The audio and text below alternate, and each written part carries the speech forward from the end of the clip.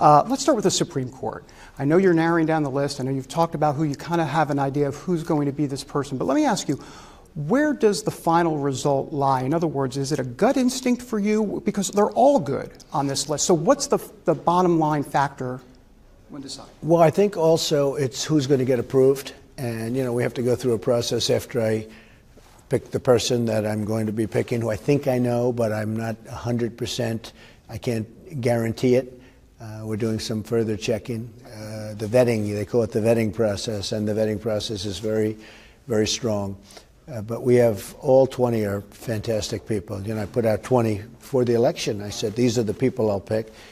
And I think that the person that I pick will be a big, I think people are going to love it. I think evangelicals, Christians will love my pick and will be represented very, very fairly.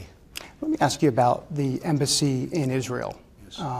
As it relates to moving this embassy to Jerusalem. Evangelicals, it's important for evangelicals. Are you committed to doing that?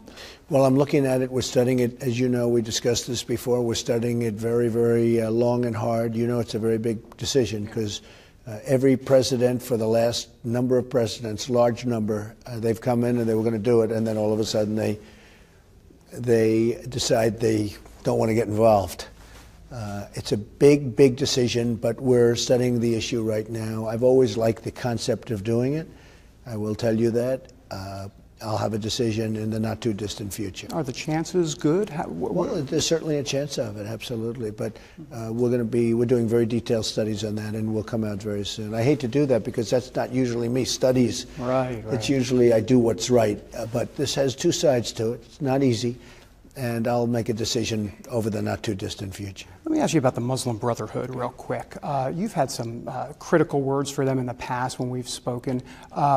There is a decision to be made about the Muslim Brotherhood as it relates to whether or not they are a terrorist organization. Do you believe they are? Well, there's certainly been a lot of things going on, and that's another one. I don't want to keep putting you off, but I am having a meeting on that next week. Okay. And there's some bad stuff going on. You know it, and I know it. So we'll see what happens. But I have a meeting on that next week. I'll let you know. All right. Let me ask you a little bit about Latinos in this country. You've talked about you're going to be a great jobs president. Right. And you believe the Latino community has heard you on that to a degree. And we did very well with the Latino community. People were shocked. Better than Romney. Better than Romney, better than just about for a long way. I mean, better than a lot of people thought possible, or I wouldn't have won. They're a great community. They're a phenomenal community, spirit, hardworking.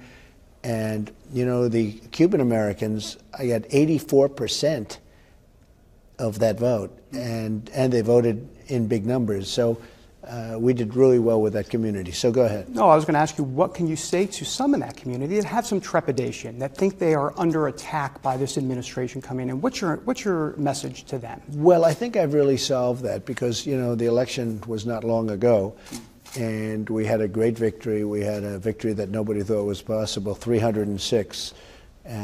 Remember, they said there is no path to 270 for Trump. Trump can't win because there's no path.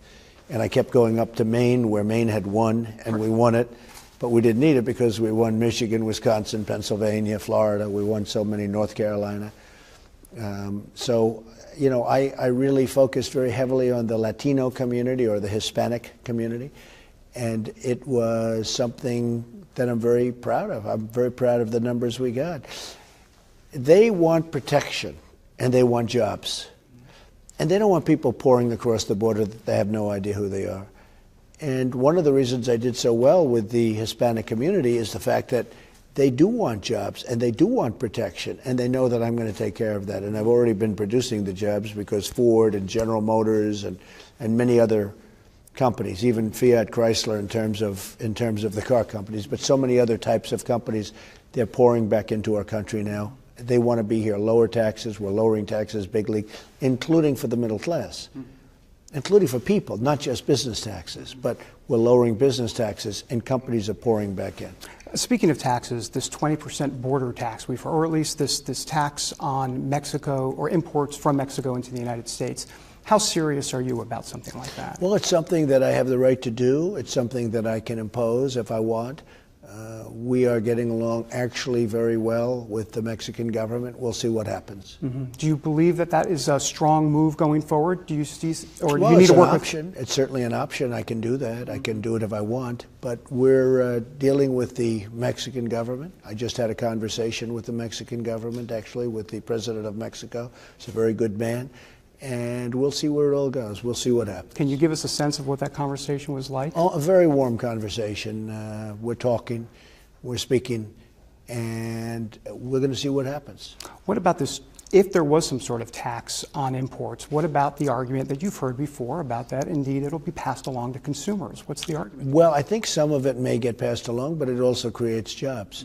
So I'm not against something like that, but with respect to Mexico, something else could happen which would be much more positive for both Mexico and the United States. The media. I know we only have a limited amount of time. You could talk for an hour and a half about the media. You mean fake news? Well, that's what you are called. Oh, much of it is fake news. I mean, much of the media makes up stories. It's amazing. I speak to people, great people, people that voted for me, and they get it better than most people get it. But much of the media is distorted and fake. And you can see it. I won't, mention specific networks as an example or newspapers. But I read stories that they write that are knowingly false. They're knowingly false. They know it's a lie. And they write them anyway. And the headlines. And in the end, the media has now a 17% approval rating, which is shocking. I think I've done a lot of that. I think I've brought it down because I at my rallies I'll speak and they'll turn around and the people will start, going pretty wild against him. We want truthful media. We don't have truthful media. We have people that are, in many cases, I actually think they're sick people because some of the stories are so bad. For instance, in the Oval Office, we have a beautiful bust of Dr. Martin Luther King. And they took that bust and they said that I removed it. I never removed it. In fact, I admired it when I first walked in. They said, I walked in and I had it removed. And all of a sudden, there's major headlines all over the world that I removed the bust of Dr. Martin Luther King, which I'd never do because, again, a man that I have great respect for and have admired over the years greatly. And I call my people. Why did you take that bust out? I wasn't here. Who took it out? I mean, believe me, I wasn't so nice. Who took it out? And they said, sir, it was never touched. In fact, they were all nervous. They said they ran to the office just to make sure. It turned out it was there. Well, the person that wrote this was Time Magazine. The person that wrote this said, I removed the bust. It turned out that somebody was standing in front of the bust so that he couldn't see. The bust is this big, right? It's like that. Somebody was standing in front of it. That's fake news. That's fake news. Now, the apology, you know what it was? I don't even know if anybody gave an apology. I think it was something on Twitter, possibly. Maybe it was at Twitter. I had headlines all over the world. And I'll tell you, it's a very serious thing because what they're doing is they're saying I'm a racist. See, they're not saying I removed the bust. They're saying I'm a racist. That's fake news. These people are bad people. Steve Bannon, one of your top advisors, just the other day to the New York Times, called the media the opposition party. Do you believe that? I think to a large extent they're much more capable than the other side. I think the media, I think the media is the opposition party in many ways. And I think that, and I'm not talking about all media. I know people like yourself, but I know people in the media that I have tremendous respect for, respect them as much as anybody. So I'm not talking about everybody, but a big portion of the media, the dishonesty, the total deceit and deception makes them certainly partially the opposition party, absolutely. I think they're much more capable than the opposition party. The opposition party is losing badly. Now, the media is on the opposition party's side. And I actually said to myself, I say, they treat me so unfairly, it's hard to believe that I won. But the fortunate thing about me is I have a big voice. I have a voice that people understand. And you see it now. We're bringing back jobs. Ford is making a massive investment now in Michigan. General Motors is going to be making, just magnificent investments. So many other companies are coming back in. But yeah, the media is a disgrace. And they've called me wrong from the beginning. I mean, New York Times has called me wrong from the beginning. And underestimated you. They actually apologized to their readers. They lost a lot of subscriptions because not because the readers even like me. They said, how inaccurate could you be? Because if you read the New York Times, there was no chance that Trump was going to win. And yet we'd go out there and I'd feel I was going to win based on the crowds. You saw the crowds better than anybody. So it's a very interesting fact. Let me switch gears, and it wouldn't be an interview between us if I didn't ask a God question, if you will. How has that spiritual journey been for you, especially being here and knowing the gravity of the office? Do you feel the need to pray more? Where are you on that? Well, I tell you what, I've always felt the need to pray. So I would say that the office is so powerful that you need God even more, because your decisions are no longer, gee, I'm going to build a building in New York, or I'm going to do that. These are questions of massive life and death, even with regard to health care. We're working very hard on health care. But there you're talking about life and death, and you're talking about better lives, people living better because they have better health care at a lower price, which we're working very hard on. So yeah, you realize these decisions are also important. There's almost not a decision that you make when you're sitting in this position that isn't a really life-altering position. So God comes into it even more so. There's a lot of people. I remember when we were in California on your golf course, a beautiful golf course, I might add. That I may never see again. I understand. I may never see it again. Which is disheartening. It's okay. It's all right. We're doing something much more important. We talked about you tweeting at the time, and I'm wondering nowadays as president, what's the filter here? I mean, are you calling this out? Are you doing it yourself? How does this work now? Well, the media is very dishonest, and if they were honest, I wouldn't bother doing it, because I wouldn't have to do it, because I could call somebody up and I could give them the information, or I could issue a press release or something, or I could have some kind of a conversation. Look, I've had conversations with the media. I think I understand the media. Nobody really understands the media, in all fairness, but I've had conversations with people where, rather than Twitter, I will call and give them information that on a message I want to get out, and the message will be totally distorted. And I'll call up, I'll say, that had nothing to do with what I told you. Well, I sort of thought this. I would tell you strongly, I'm up to, I think I'll soon be over 50 million people between Facebook and Twitter and Instagram and, the different things. Do you call it out to folks? For instance, I could also go right into the White House, but mine is much better. I like @Real Donald Trump and we use POTUS, right, but I like @Real Donald Trump. But the beautiful thing about it, it's really a modern day form of communication. Right. I can do 140 or 280, or I can, you could extend them. All I do is ... right? And you extend it. So it really gets to be where you do have enough room if you need. The flexibility on it. But generally just in the 140. But I can do messages around the media and get my word out the way I mean my word. I don't have to have the media distort my message, because they go out of their way to distort my message. When the media takes my message, knows what my message is, and then writes it purposely so that it doesn't sound good, I'd rather do Twitter. And that's what I do. There are a lot of folks that are going to want to judge these first 100 days. They're going to say this is a success, or they're going to have their own version of what a success is. For you, for these first 100 days, what is success for you exactly? Well, I think it started on one of the greatest days of my life. I think the speech turned out very good. I got very good reviews on the speech. The only negative reviews was some people said it was dark.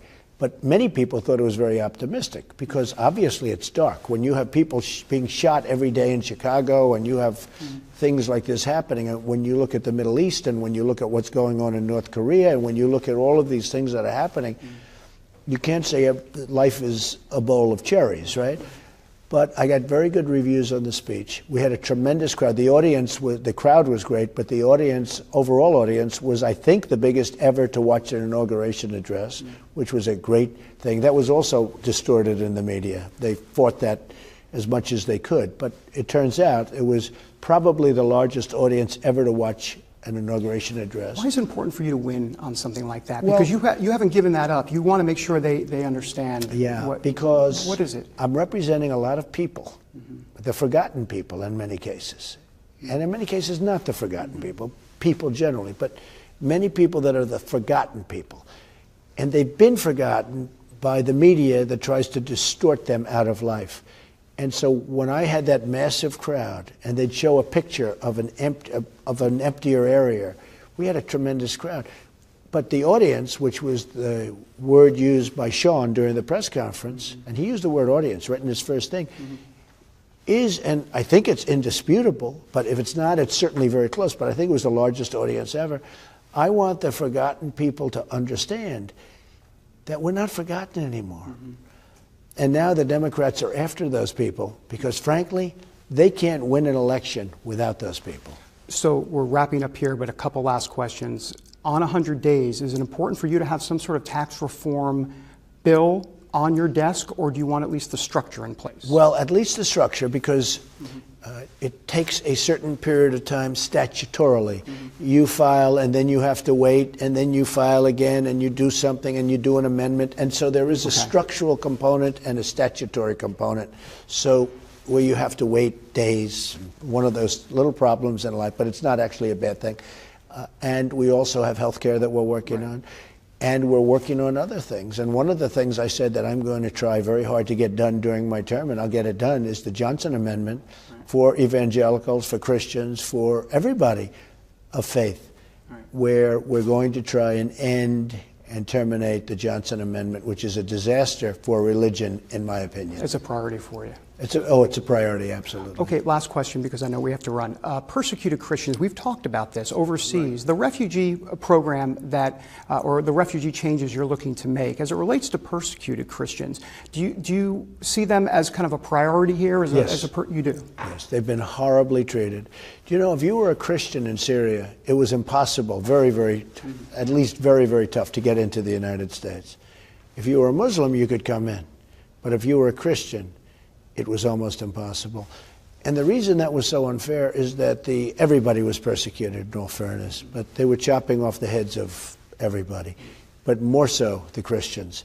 And I thought it was very, very unfair. So we are going to help them.